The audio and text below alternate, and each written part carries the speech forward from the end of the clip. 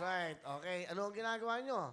Isa po akong housewife na merong 3 anak at driver na asawa. Alright. Sino ang kasama nyo na anak nyo pang ilan?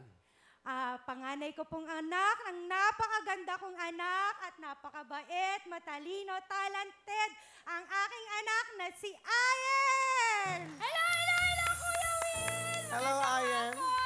Welcome. Ayen, ilan taon ka na?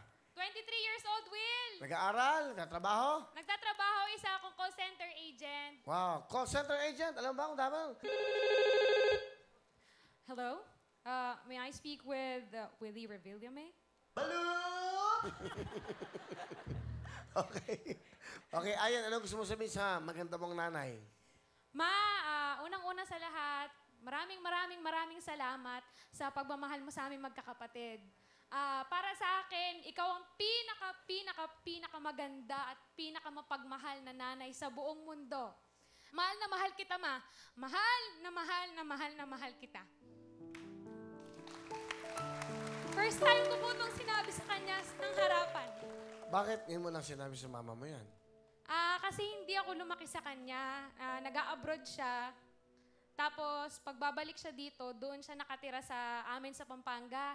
Tapos lumaki ako sa lola ko. Nung bata ako, may sama ako ng loob sa kanya kasi pag umuwi siya, hindi niya ako kinukuha sa lola ko. Gustong-gusto ko silang makasama. Pero, kalaunan naman, nung nagkasama kami, second year high school na ako nung napunta na ako sa kanilang dalawa ng daddy ko. Nung una, palagi kami magkaaway niya ni Mami. Hindi kami sweet sa isa't isa. Pero ngayong nagkaroon kami ng malaking problema, parang nagka-openan po kami sa isa't isa. At doon kami naging close. At naiparamdam sa isa't isa kung gaano namin kamahal yung isa't isa.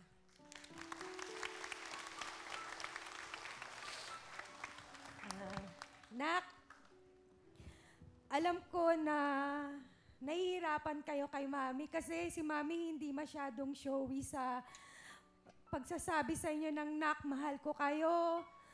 Pero sa lahat, oras, panahon, lahat ng ginagawa ko, inaalay ko para sa inyo.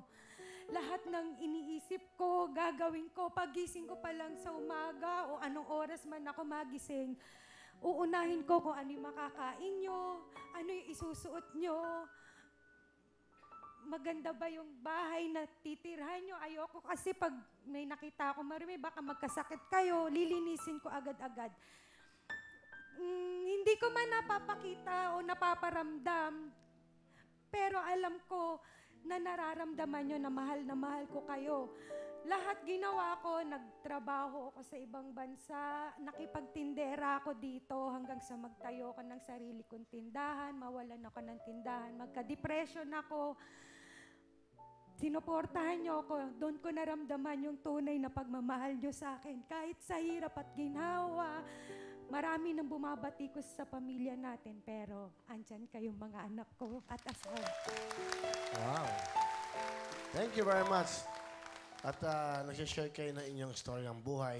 It is an inspiration sa ating mga kababayan. I'm sure marami din ganyan ang buhay. So, ang ganda, no?